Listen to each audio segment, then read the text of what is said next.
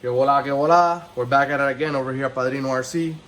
Today we're going to be doing some endpoint and trim adjustments. On this model over here, you're going to have the Fly Sky GT3B, as you can see right there. Let's go ahead and start off with the trim. Okay, you click in the center, a little wheel knob. Got channel 1, channel 2, channel 3. Channel 1 is going to be your steering. Channel 2 is going to be your throttle and brake. And channel 3 is going to be your, in this case, it's going to be what I'm using for the kill switch. But let's go ahead and adjust. Let's start off with the throttle. I'm going to go ahead and go to number 2, click it. You click end, I'm sorry, flashing. Click end and it'll click you here. That's forward or back. I like to adjust it from 0. So and then in this case, it's going to be the no NOO or normal. Just click on it. And then we're gonna go back over here. As you can see, glass, reverse.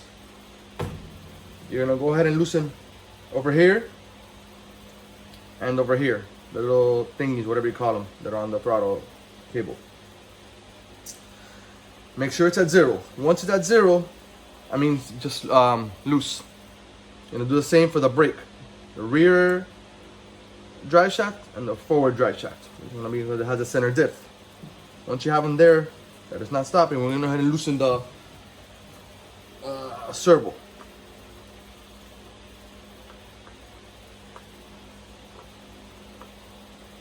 Let's go ahead and grab a little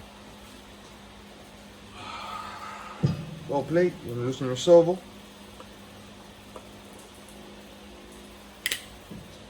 Okay, lift it up. That's technically, let's make sure. Carburetor is completely closed. There's no brake at all. Then you're gonna go ahead and you lift up your my computer is zoomed out. Let's see if I could zoom in on this here. You know what? Let's go ahead and do this. I'll have to zoom in after. You're gonna go ahead and lift up your throttle arm from the servo, and then position it as close as possible to the center. Those are where the teeth align. You don't want to force it because remember, this is plastic. If you got a metal one, it's going to be the same thing. You don't want to force it. You gotta force. On this case, it's going to be a little bit off. Doesn't matter. It doesn't make a difference. I'm going to go ahead and place it enough so it's just like that. Because remember, gas is going to be forward, so have it a little bit back so you have a little bit more room to play with. Technically right there, that's going to be neutral. Okay, nothing at all. There's nothing there. It'll just flow freely, roll freely, not flow. Okay, go ahead and grab this little. I gotta find out what these things are called, man. I feel like an idiot not knowing. And you go ahead and tighten it up. You see, as you give it gas, we're pushing the arm forward, opening the carburetor. Okay. Remember, now after that, we're gonna go and set up the end points because you don't wanna force. As you can see here, let me go ahead and put this up for you. You're gonna look at the carburetor and look at the arm. You're gonna see that when you press the throttle, the carb opens up, but then there's like an extra stretch, like a second after, right there. That's what I'm talking about. That extra is forcing it. You don't wanna go ahead and damage it now, just like you don't wanna damage the servo on the steering servo on your endpoints. Okay, if you want, you could even go ahead and do this. Loosen it just a tad bit, but again, it's gonna be the same thing without, because the endpoints are at 0 on this one, so we're gonna have to adjust it then. Sorry. Loctite on this. It's gonna be your preference. You should, but I've had some bad luck with putting Loctite on these. Bad luck or cheap, crappy fucking tools. Take your pick. And I'm really not gonna fuck with it. So okay, so right there it's a neutral. As you see, it's a neutral. You give it gas. All right, let me see.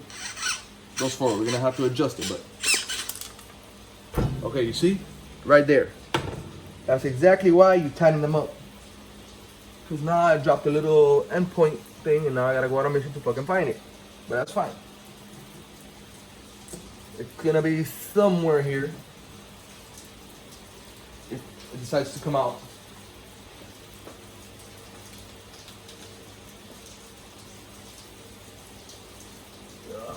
Here we go. You have two options. One, you can keep on looking for it, or two.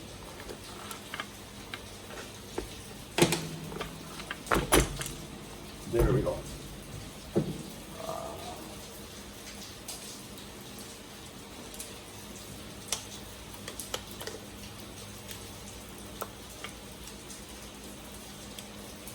At least you know what? The Allen screw is still on it.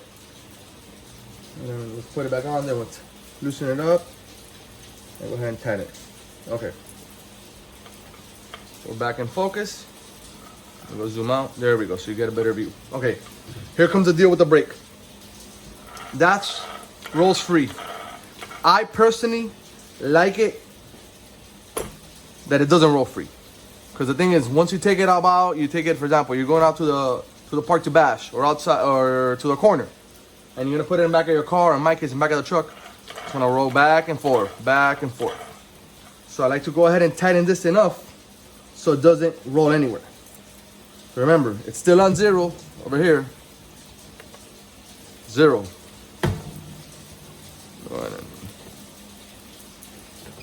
There we go. So go ahead and get the first one. This is gonna be for the front dip. You're gonna loosen it up and you're gonna tighten it. Not too much, but enough. Okay.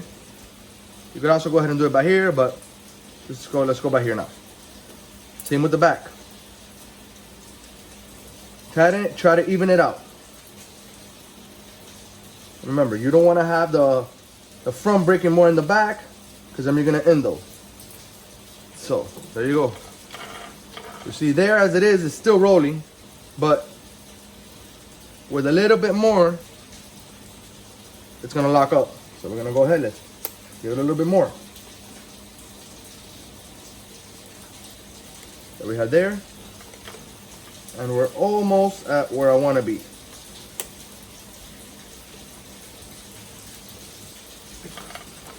You see, that's just enough. Again, this is what's gonna happen. That's that. So let's 0.